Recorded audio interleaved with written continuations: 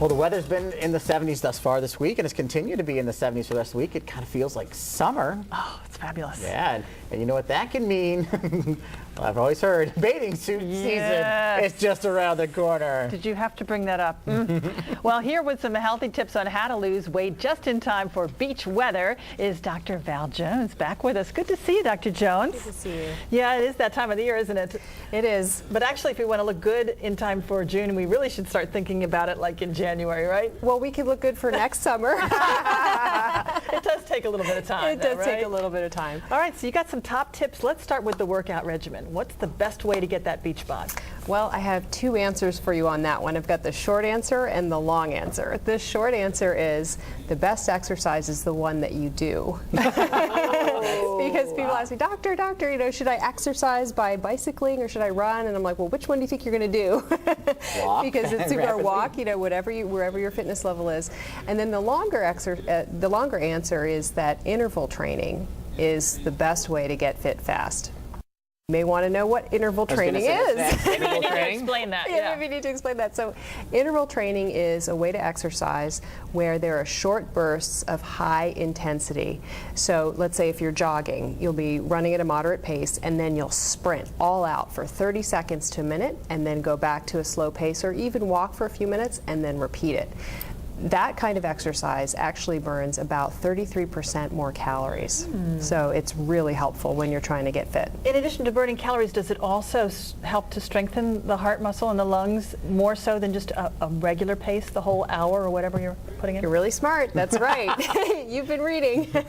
It does, and it actually changes the structure of your muscles at a microscopic level. It makes them much more powerful and more efficient at burning energy, and it's also been associated with reduction in the risk of diabetes. Wow, that's good. And this is what you're doing, right, Brian? Because you've been very successful. We've done some of that, and I know we've done it with the spinning bike, where we'll go at a little bit of a pace, and then it'll say, get ready, stand up, go, and then give it all you got, give it all you got, and then, then you get to calm down for a second. But I wonder, it does seem a little odd as you increase and then go back. How is this working? But I guess it's just key here. It really is working for you. That's great. I'm glad that you have your own personal testimony about it. Well, Brian, since you're working with a trainer, you have to be consistent, right? Yeah, you do. I mean, and I think that's maybe the problem sometimes people have is maybe it's like a buddy system. Maybe you need someone to help encourage you, but not harass you. But you need something obviously to give you the drive. I know for me, it's meeting with Michael every week. Right. Or classes are also really helpful. They're a little less expensive than one-on-one, and a lot of people can benefit, like spinning classes or boot camp. Some gyms offer that sort of thing. And it's important to also get weight training into it as well, because when you're trying to look good in a bathing suit or in a skirt or what have you, it's not just about losing fat. It's about building muscle. And lifting. I mean, you burn calories when you lift, correct? You do. Fewer than when you're sprinting. Correct. But, but it helps to build those muscles and make them strong so that you get a really nice shape. Okay, this is the question that everybody wants to know. It used to be that you're supposed to put 30 minutes in, and then they started talking about an hour. What is the amount of time that we're supposed to exercise, and how many days a week? Depends on what your goal is. Are you trying to lose fat, or are you trying to maintain?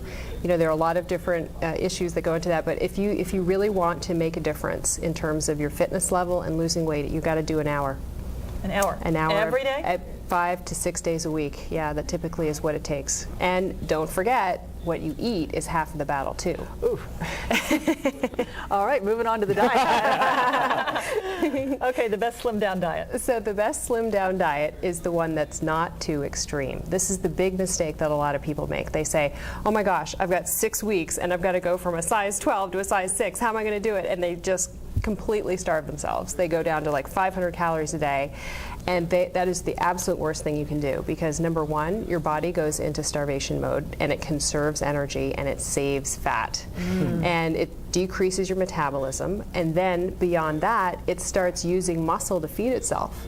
So not only are you losing muscle, but you're getting weaker and your shape is going to suffer from it. So that's the worst thing to do. So I know it's really tempting to go on a strict diet, but that is not the best way.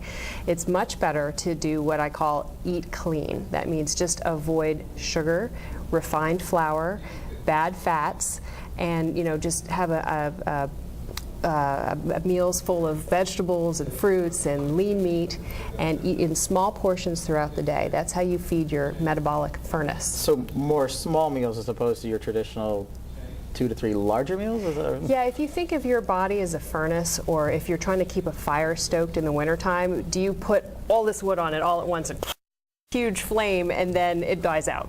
You know, you can do that, right. But it's easier if you just feed, you know, a little bit of wood at a time to keep the flames at an even pace, and you'll feel better that way too.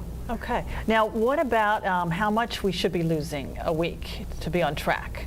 We're on the scale. You're getting the weight every week, and maybe it's not moving. Should we be disappointed, or what can we expect? Well, it's really important not to be a slave to the scale. I know that it's tempting to do that because it seems like it's a number, it's something that changes, it's quantifiable, it's instant feedback. But like I said, when you're changing your body type, you are increasing muscle and losing fat. And you might weigh the same, but you've radically changed how you look. So, so it's super important not to get too caught up in the scale. But if you want a rough estimate, I would say you can't really lose more than 2 pounds of fat a week. Otherwise, you're losing some more muscle than you might want. That's why I was told about a pound. Was yeah, a pound, we have some maximum 1 to 2 weeks. 1 is much better, yes. Well, you have had some weeks where you've lost more than 2, but then some other weeks where you haven't. Flatter up a little bit. So it's an average of at least a pound a week. Exactly. That's right. And that's what I said. We're only supposed to look once a week, yeah. and that's it. Very good. Else it could be a bit trying on you. Make you totally crazy. I know. Is there any? I mean, and all these things people hear about, these pills, these medicines, these ally, is that what it's called? I've heard of that. Do you lean against? I mean, is all those just kind of you know, witch medicine or witch doctoring or? Oh, well, wow, that is a broad range of subjects you just opened up there. I mean, some work, some don't. But, you know, the natural method I'm a real big fan of. I think, you know, getting your food under control and interval training, regular exercise is really the best way to go. Everyone wants that quick option, but obviously it's not really in a sense, we are trying to get fit for the beach, but we want to be fit for a lifetime. And interestingly, there's some psychological tips as well that are important. You know, if you believe you're an athlete, you'll start acting like one. Did you know that? Sort of interesting. Cool. Yeah. So when people say, "Are you a runner?" and you say, "Do I look like a runner?" I don't look like, you know, the guy that won the New York City Marathon. And then you start thinking you're not a runner. You don't run as much. So if you believe you're a runner, you will actually do more of it. So it's important to tell yourself that. Believe what you are. Okay. That's right. And we'll just believe that cellulite's not even there, won't we? Dr. Val Jones, thanks so much for coming in today. Thank you.